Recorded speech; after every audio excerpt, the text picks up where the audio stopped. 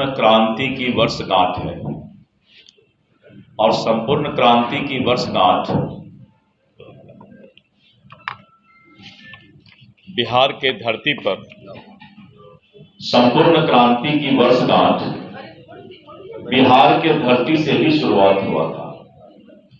इसलिए आज संपूर्ण क्रांति के वर्षगांठ पर और लोकनायक जयप्रकाश नारायण जी, जो कि इसी मिट्टी के बिहार के ही थे, याद करना बहुत आवश्यक है, क्योंकि इतिहास आने वाले जो हमारे युवा वर्ग हैं उनको एक संदेश देने का काम करता है। कांग्रेस की सत्ता, कांग्रेस की सरकार और लोकनायक जयप्रकाश नारायण जी के द्वारा संपूर्ण क्रांति का आह्वान आज के नवयुवकों को जानना बहुत ही आवश्यक है। इंदिरा गांधी का निरंकुश शासन और परिवारवाद से धीरे धीरे बेटा पोता की राजनीति,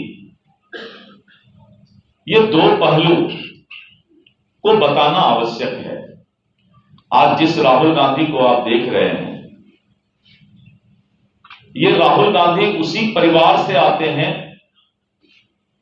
इंदिरा गांधी के परिवार से, जिस इंदिरा गांधी जी के निरंकुश शासन के खिलाफ लोकनायक जयप्रकाश नारायण जी ने संपूर्ण क्रांति का आह्वान किया था।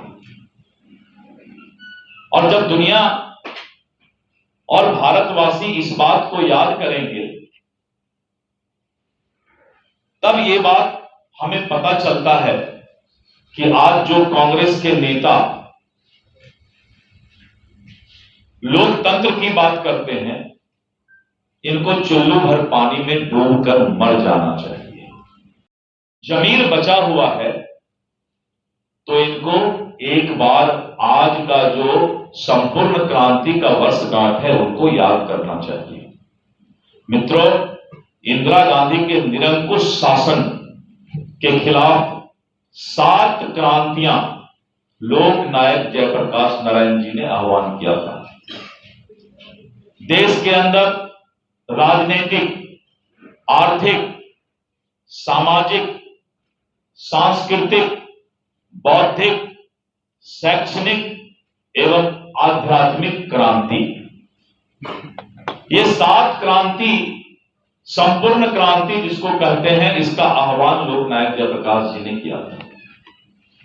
आपको जानकर आश्चर्य होगा कि जो कांग्रेसी आजकल लोकतांत्रिक व्यवस्था और संविधान की व्यवस्था करते हैं, इन लोगों ने संविधान का चीरहरण किया है। और चीरहरण करने वाले आज संविधान की किताब लेकर घूमते हैं। कोई भी चुना हुआ शासन, सरकार इंदिरा गांधी के शासन में, निरंकुश शासन में राष्ट्रपति शासन और आपातकाल लगाकर उसे गिरा दिया जाता था। 1-2 बार नहीं मित्रों, आज नरेंद्र मोदी जी चाहते तो तृणमूल कांग्रेस की सरकार को गिरा करके राष्ट्रपति शासन लगा सकते थे। आज नरेंद्र मोदी जी और एनडीए की सरकार चाहती तो देश के अंदर इसी दिल्ली में जो दंगा नाच अरविंद केजरीवाल ने किया, उस सरकार को हटाकर आपातकाल लगा सकती थी। उनका अधिकार क्षेत्र था। केंद्र सरकार का यह अधिकार क्षेत्र था कि किसी भी चुने हुए सरकार की अगर गलतियां हैं तो उसको सरकार को सत्ता से हटाया जा सकता है।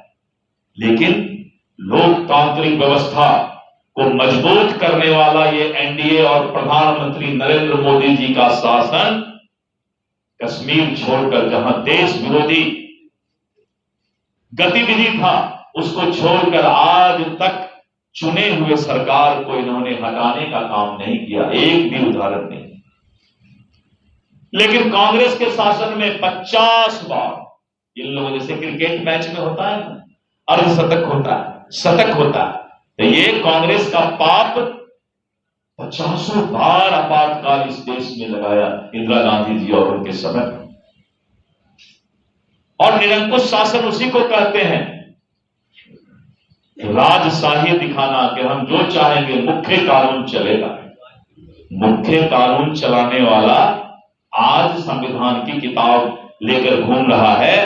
इसीलिए आज मुझे यह प्रेस कॉन्फ्रेंस कर रहा हूं कि आज संपूर्ण क्रांति लोकनायक जयप्रकाश नारायण जी का यह वर्षगांठ है। संपूर्ण क्रांति आज ही के दिन शुरुआत हुआ था मित्रों। आज समाज ये बात जानना चाहती है कि क्यों नेहरू के बाद इंदिरा, क्यों इंदिरा के बाद राजीव, क्यों राजीव के बाद राहुल। क्या इस देश में राजतंत्र है? यह सवाल है। इस सवाल से मीडिया भी पीछे नहीं हट सकता है कि राजतंत्र किसको कहते हैं।